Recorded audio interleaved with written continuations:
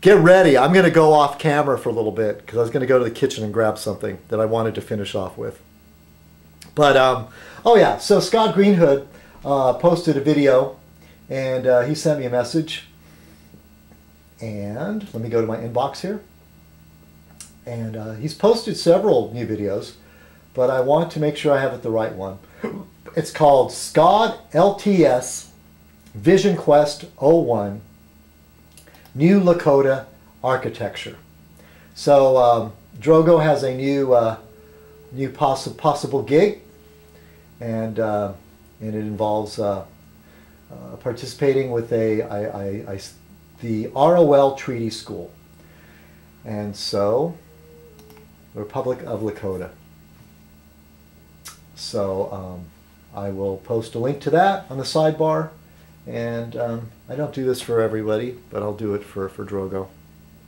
Okay, and I just want to say hi to some people. For those that gave me encouragement, and not in any particular order, but Wind Harps and Great Company.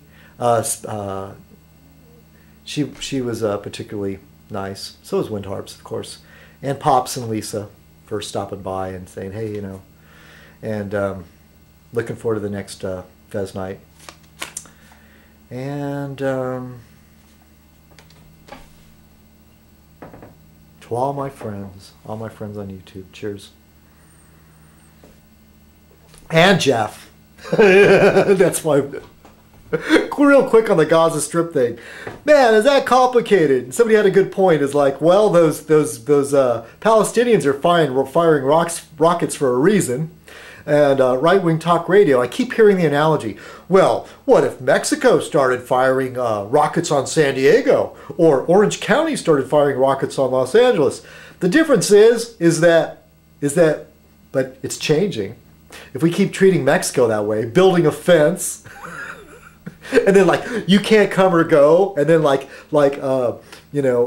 regulating all the goods that go in and out, like really with an iron fist. And I know it's out of fear, it's paranoia. It's funny though, the Israelis, the Jews, were the oppressed. And the oppressed, once they win, then in turn become the oppressors. It's the way it happens. And it's a mixed up thing. I am more or less pro-Israel, but I clearly see that we need a new way of handling the Palestinians. And definitely Bush and the neocons were not the ones to put in charge of that. And I think a lot of it has to do, as the Israelis said, well, if we're going to like retaliate for these random rocket firings into our land by Hamas, we better get on the stick and do that before Barack Obama comes into office, because Bush isn't really going to do anything to hold back Israel. That's that on that. I'm not going to talk about Lincoln. And on that thought, just a second. Hold on. La la la, I'm not far away. I'm just going in my kitchen.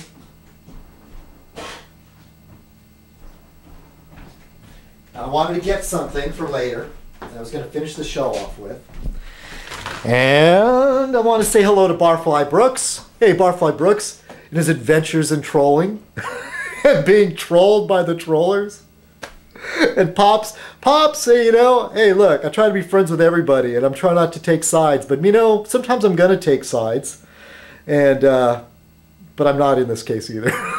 But you guys, I would like to still say on friendly basis with both of you. But how do these things get spun out of control, where people get so angry, is sometimes beyond me. It's like Palestine and Israel, and.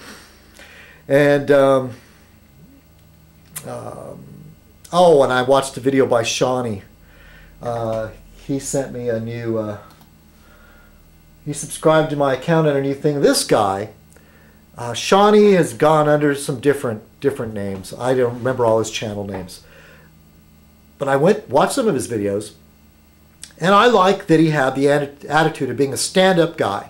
He goes on, uses his real face, he's given out his identity, his real name, even lets people know where he lives, and he's gone after racists and Nazis, and he got in a particular nasty fight with some Nazis, and they turned him into the police as a pedophile, and said that he had child porn on his computer, and he was under an 11-month investigation.